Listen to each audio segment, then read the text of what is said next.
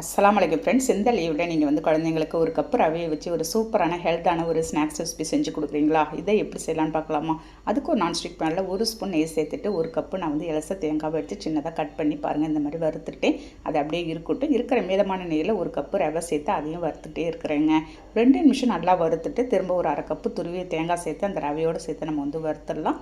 இந்த மாதிரி பொன்னிறமாக வறுத்து நான் ஒரு தட்டில் கொட்டி ஆற வச்சிடறேன். அது அப்படியே இருக்கட்டும். அதே நான்ஸ்டிக் பேனில் ஒரு கப்பு நான் வந்து நாட்டு சர்க்கரைக்கு ஒரு 2 கப்பு தண்ணி ஊற்றி நல்லா சர்க்கரை வந்து கொதிச்சதும் நம்ம வறுத்து வச்சுருந்த ரவையும் தேங்காவை எடுத்து கொட்டி கிண்டி விட்டுடலாங்க. ஒரு மிக்ஸ் கொடுத்துட்டு நம்ம வந்து வறுத்து வச்சுருந்த இந்த தேங்காவை எடுத்து திரும்ப போட்டு லோ ஃப்ளேமில் வச்சு நல்லா மிக்ஸ் கொடுத்துடுங்க. பாருங்கள், இந்த மாதிரி ஒரு திக்கான கன்சிஸ்டன்சிக்கு வரும். ஒரு 10 நிமிஷம் நல்லா ஆற வச்சுட்டு கையால் ஒரு திக்காகிடும். நமக்கு வந்து ஒரு மிக்ஸ் கொடுத்துட்டு திரும்ப கொழுக்கட்டை மாதிரி பிடிச்சிக்கோங்க. இந்த மாதிரி பிடிச்சிட்டு இட்லி பாத்திரம் தண்ணி வச்சு மேலே தட்டு வச்சு ஒரு காட்டன் கிளாத் போட்டுக்கலாம்.